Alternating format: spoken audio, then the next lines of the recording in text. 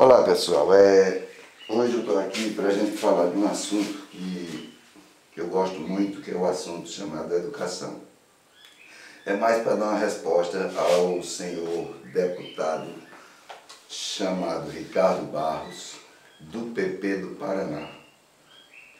Quando a gente vai olhar PP, o que é PP? É um dos partidos mais quenga desde a época de Salomé. E você vai olhar o histórico desse deputado, ele é o quê? Líder do governo Bolsonaro, então ele não é nada. E ele deu uma declaração ontem que disseram que era uma declaração infeliz, mas eu não achei a declaração infeliz, eu achei ele infeliz. Ele é que é infeliz. Então, antes de falar sobre as questões do que ele levantou, um país se faz com educação, certo? Um país se faz com educação. Sem educação nós não somos nada. Então, para falar de educação, quando a gente pega a nossa educação, eu faço sempre essa amostragem, tá certo? Que em 1986, o ministro da Educação era o senhor Marco Maciel. Era ainda aquela pessoa que sempre esteve em cima do muro. Sempre esteve ao lado dos militares e sempre esteve onde estava bom para ele. E na época ele era ministro da Educação e criou o Dia D da Educação. Então a partir daí a educação só declinou.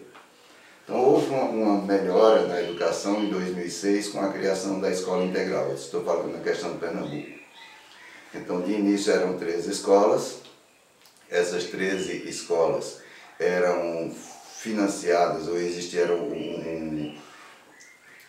um acordo público-privado, tá certo? Então a parte privada entrava com uma grande parte dos investimentos, a questão pública, a questão do Estado era pagar o salário dos professores e a questão municipal era ter o prédio, se esse prédio não fosse já do Estado. Então foram criadas essas 13 escolas para colocar o aluno no mercado de trabalho. Então a intenção era essa. Tá certo? Então, com a entrada do governo de Eduardo Campos, que ele tirou a parte privada e deixou só a parte pública, a escola começou a declinar. Então, começou a se usar a escola não por qualidade, mas sim por quantidade. Você vê de 2006 para cá, hoje nós temos mais de 460 escolas integrais. Não existe em lugar nenhum no mundo um estado do tamanho de Pernambuco que possa sustentar 460 escolas integrais. Não tem estrutura, não tem professor para isso, não tem equipe. Então, quando a gente começa a falar de educação, parte de governo. Primeiro falta acompanhamento. O governo usa a escola como política, e a escola não é para ser usada como política. E outra parte é a diluição entre União, Estados e municípios. Então, antes era o quê? A União ficaria com as partes das escolas técnicas, o Estado com o ensino médio e os municípios com o ensino que a gente chama a nível de primeiro grau, tá certo? Fugiu a palavra agora, mas a nível de primeiro grau. Não aconteceu isso, continua a mistura total ainda de tudo isso. Quando eu falo de escola, a escola, ela falta uma definição. Qual a definição de escola? Hoje, a melhor definição para a escola é o quê? Um depósito de colocar alunos ali, colocar pessoas para que passem um dia ou passem uma parte do tempo ali. Então, a maioria dos pais querem se livrar dos filhos jogando ele dentro de uma escola, principalmente se for escola integral, que ele vai saber que o filho vai estar lá de 7 às 5 da tarde. Infraestrutura precária, quase todas têm, quase todas, certo? Houve um investimento agora em cima das escolas técnicas do Estado, mas para ser uma vitrine de governo e não uma vitrine de educação. Falta autonomia, as escolas não têm autonomia, então como eu falo sempre, a educação ela é engessada, sempre vai ser de cima para baixo, tá certo? E falta gestão, isso é um grande problema. Uma grande maioria das escolas não tem gestão. Então, o que se fala muito hoje nas universidades, mesmo com essa parada agora, é de que cada curso tivesse uma cadeira de gestão. Por quê? Porque saem engenheiros, saem professores, saem advogados e precisam assumir uma cadeira de gestão numa determinada empresa ou numa determinada escola e eles não têm conhecimento nenhum de gestão. E uma grande parte, se você pegar esse interiorzão aí dos estados, uma grande parte dos gestores não tem informação nenhuma. Então falta gestão. Quando a gente chega na parte de professores, o que é que acontece? Primeiro, uma baixa qualificação. Uma grande parte dos professores tem baixa qualificação. Eu tenho visto uma matéria no jornal que hoje nós temos uma média de 845 mil professores no país. Mais da metade desses professores não tem formação. Culpa de quem? Culpa do Estado. Eu culpo o Estado. Por quê? Porque mais de 50% dos professores não têm formação na sua área específica ou a formação mesmo para trabalhar na sua disciplina. Remuneração inadequada, isso é o grande problema. Então, essa semana mesmo eu falei que a gente hoje, como professor, a gente trabalha num regime de escravidão. Baixo valor de remuneração. Essa remuneração ela é inadequada. Pela a concepção da escola integral, hoje o salário de um professor seria de 10.350 pelos cálculos que eu fiz. Hoje o salário de um professor não chega à metade disso, numa escola integral, certo? Fora isso, o governo federal come grande parte desse valor em imposto de renda. Aí é onde eu digo, senhor deputado, quem paga o seu salário somos nós. Eu estou pagando o seu salário. E o senhor vai numa televisão e faz uma declaração infeliz como essa. Outra coisa, baixa motivação. Então, pelo fato de ter uma baixa remuneração, a motivação também é baixa. Uma vez que uma professora chegou e disse, tem professor que vem para a escola arrastando corrente. Eu digo, quem não vem? Com o salário que você ganha, quem não vem arrastando corrente? Quase todo professor vem arrastando corrente. Então a maioria tem aversão à avaliação e também tem aversão a controle. Os pais. A maioria dos pais de alunos que nós temos hoje são dessa década, certo? Década de 80. E foi onde deixou de se dar um valor à educação e a maioria desses pais, eles não dão valor à educação do filho, tá certo? Então, a maioria desses pais tem baixa escolaridade e a maioria desses pais são ausentes. Você tira pela questão de, se faz uma reunião numa escola, essa reunião tem baixa frequência de pais, uma grande maioria não vai. Os alunos, o que é que nós temos nos alunos de hoje? Primeiro, alto índice de alfabetização, certo? De analfabetismo, alta taxa de repetência, mas isso aí o governo vem acabando com isso, porque no nosso caso existia um prejuízo de 409 milhões dentro da evasão de aluno, de reprovação de aluno. Então o governo encontrou uma forma de cobrir isso aí. Então qual é a forma de cobrir isso aí? Reprovação zero. Você entra na escola no começo do ano, aí você já tem esse recadinho. Não pode reprovar ninguém. Então você não consegue atingir um nível de educação se não houver um nível de reprovação. Não que eu seja a favor de uma reprovação, mas você vai filtrando ali aqueles que podem chegar em algum lugar e aqueles que não vão chegar a lugar nenhum. Alta taxa de evasão e defasagem no fluxo escolar, certo? Então existe uma grande defasagem no fluxo escolar e é difícil você trabalhar com isso. Para você ter uma ideia, quando a gente compara o Brasil com um país desenvolvido, o que acontece? Um aluno do terceiro ano aqui no Brasil, ele tem um conhecimento de um aluno de 8ª série em um país desenvolvido. Um aluno de 8ª série aqui no Brasil, ele tem um conhecimento de um aluno de 4ª série num país desenvolvido. Então, por aí você tira como está a nossa educação. As secretarias de educação, uma grande parte, tinha prática de corporativismo, falta de continuidade, tá certo? Então, entra um gestor, esse gestor está dando certo, mas não dá certo com o prefeito, não combina com o vereador, não combina com o deputado. Um deputado pede para mudar, então não tem continuidade, certo? Dentro das secretarias de educação.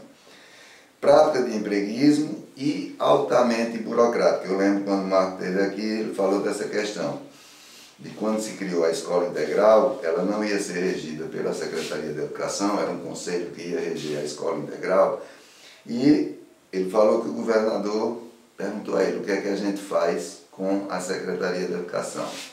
E a resposta foi a seguinte: faz uma grande redoma de vidro, deixa só os buraquinhos para esse pessoal respirar, porque a Secretaria de Educação, onde ela entra, ela acaba com tudo. Se você tiver, para você ter uma ideia do que aconteceu em Pernambuco, certo? Então, a Secretaria de Educação tomou o Pré-VUP da UPE. Não, a partir de agora nós vamos administrar o Pré-VUP. Acabou o Pré-VUP em 2 anos. Queria agora assumir as escolas de aplicação. Se assumir, ainda não assumiu, mas se assumir, acaba. Assumiu as escolas integrais não existe, só o nome, certo? Sistemas de avaliações que nós temos: o SAEB, que é um sistema nacional, o SAEP, que é um sistema, no caso do estado de Pernambuco, a Prova Brasil, nacional, o Enem, que antes era realmente um exame nacional para ver como era que estava o ensino médio, transformaram num grande vestibular e desde essa transformação, todos os anos a gente tem problema. E o ENAD, que é um sistema de avaliação das universidades. Os modelos pedagógicos, a alfabetização, existia, não existe mais a síndrome do vestibular, tá certo? Porque vestibular acabou, a grande maioria das faculdades não fazem vestibulares, às vezes uma redação ou uma provinha, outra só para dizer que fez alguma coisa, mas não existe. Mas um grande problema é a desconexão da universidade com a escola. Então o aluno, geralmente, quando ele sai do ensino médio de uma escola e vai para a universidade, ele não acompanha. Então, por não acompanhar, ele vai deixando acumular cadeiras, vai sendo reprovado e acumulando cadeiras. Isso aí faz com que ele desista do curso. E, no nosso caso, o nosso país está entre os piores em analfabetismo. Um dos piores. É tanto que, todos os anos, quando tem o exame do PISA, nós ficamos lá atrás. Não é poderia dizer lá na frente, mas lá atrás. Tá certo? Então, os últimos a gente vai ficando aí na frente da Etiópia, para você ter uma ideia de como é a nossa educação quando a gente relaciona com outros países. E, por último, a questão de sociedade. Então, a sociedade, ela não tem sensibilidade. Falta sensibilidade à sociedade. Então, se eu posso pagar uma escola boa para meu filho, o outro que se vire. Não estou nem aí. Certo? Então, a grande parte das elites, elas não são afetadas. Se as elites não são afetadas, elas podem pagar boas escolas, certo? E, dando uma resposta ao nosso deputado, o salário que eles ganham dá essa oportunidade para que eles façam isso. Falta cobrança, a sociedade não cobra. E os ricos têm mais acesso à educação. Aí, voltando aqui para falar do nosso querido Ricardo Barros, quais foram as declarações dele? Ele disse que os docentes não querem trabalhar. Os docentes não querem se atualizar. E que vai forçar uma reabertura das escolas. Palavra dele. É um absurdo a forma como estamos permitindo que os professores causem tantos danos às nossas crianças na continuidade da sua formação. É um imbecil quando você chega a falar uma coisa dessa, né? Docentes não querem trabalhar. O deputado está trabalhando, os deputados trabalham.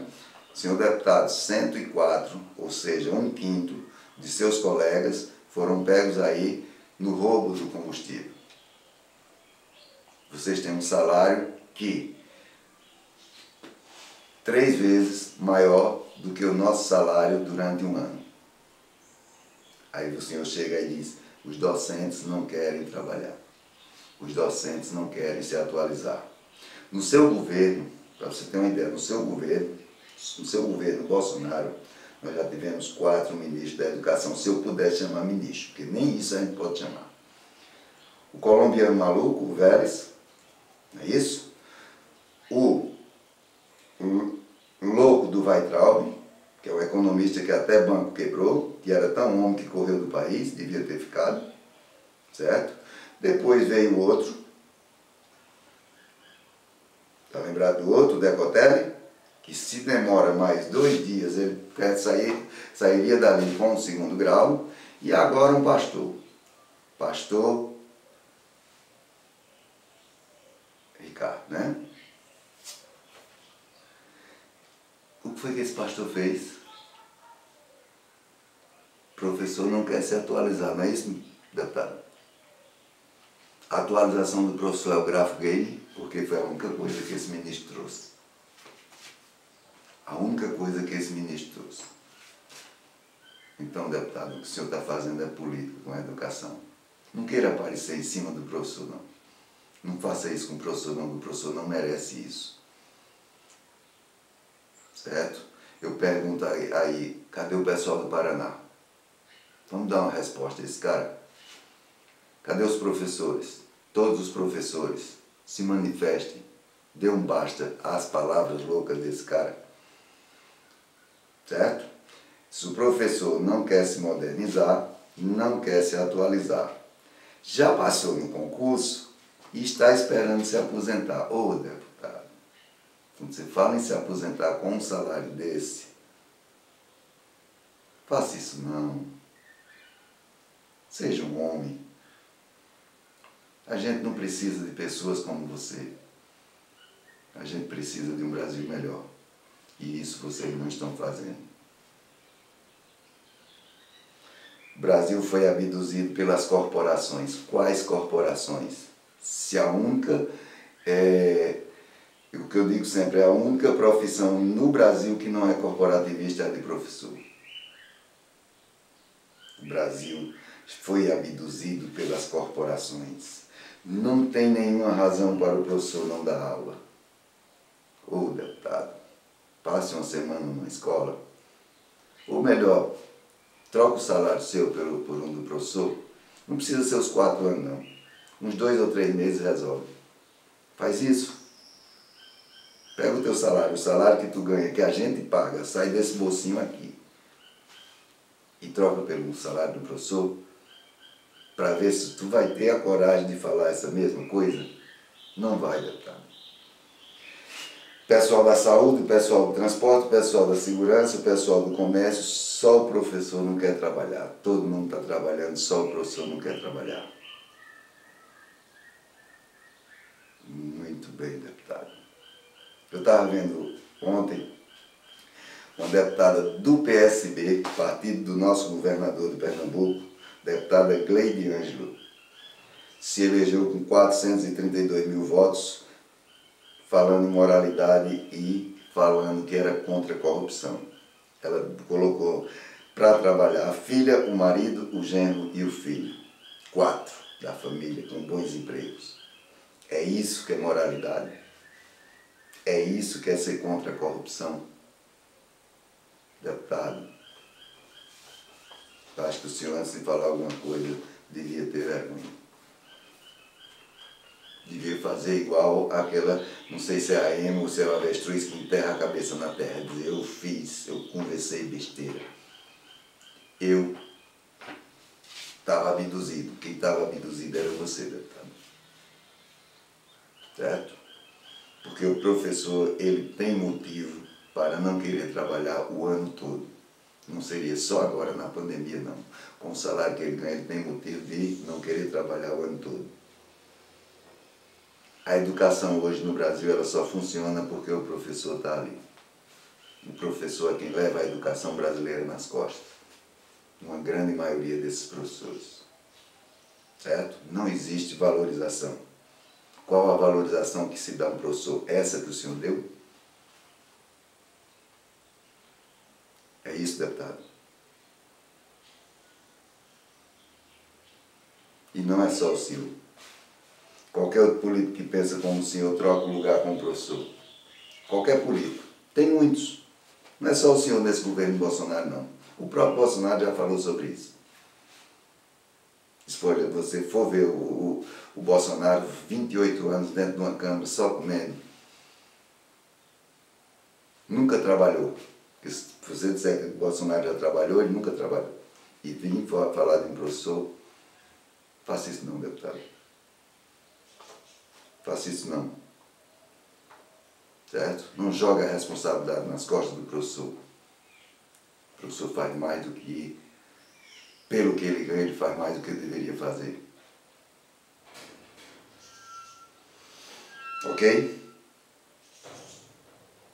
Então é isso. O professor não está em casa deitado, o professor está trabalhando.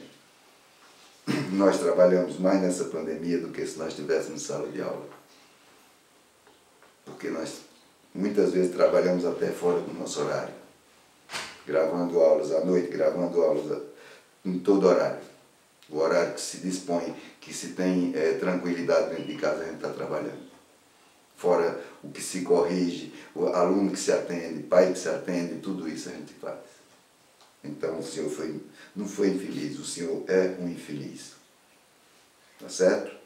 Então, professor, lembrando mais uma vez aqui a palavra do nosso Diogo Almeida, o professor não está em coma, inclusive.